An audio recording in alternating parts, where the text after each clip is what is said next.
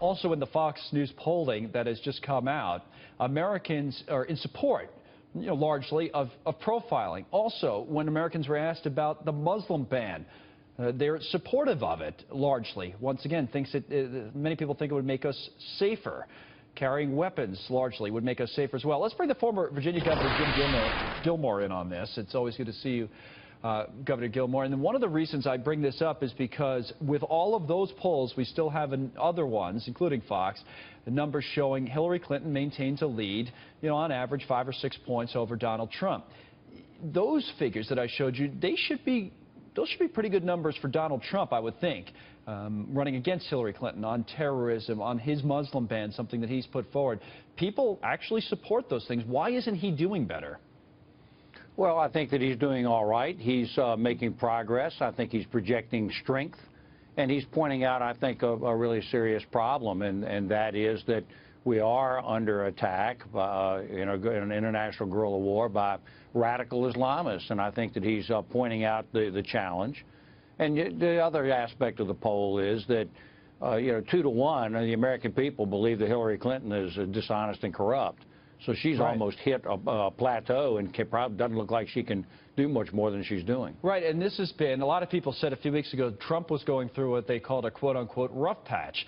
This has been a rough patch, I would argue, at least for Secretary Clinton, with all the news that's been out there about a number of scandals surrounding her and her past, and now, a number of issues. You could point to them over the last couple of weeks. This should be a rough patch, but she's still polling pretty well. Again, you could argue Trump should be doing better than he is, couldn't you? And I think that Trump has room to grow. As long as he continues to project strength and leadership and is, reasonable in the things that he's saying, I think that he has room to move forward. But, Connell, to me, I think the approach that we have to take in this country is that we've got to go into the Muslim community in the United States and worldwide, really. But presidential leadership requires us to go into the community and demand that people adhere to American values. And American values are that you're not in favor of these kinds of attacks. This is not a good thing for young people in the Muslim community to be thinking about doing.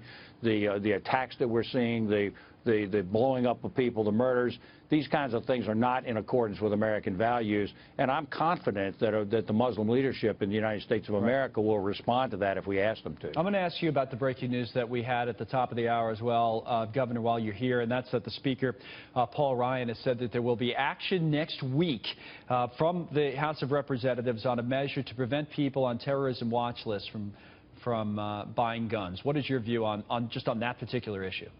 Well, I certainly think there's a consensus that we would like to keep firearms out of the hands of terrorists. I don't think anybody pretty much disagrees with that. I think that responsibly we have to understand how people get on a terrorist watch list. You can't just bequeath and delegate the Bill of Rights out to some arbitrary government decision that we don't know anything about. We need to fix that, the way we put together these lists?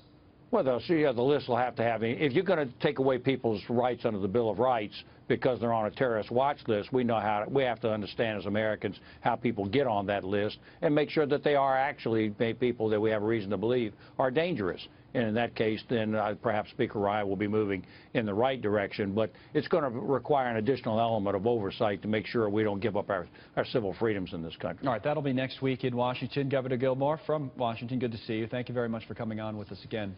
Thank you, Carl.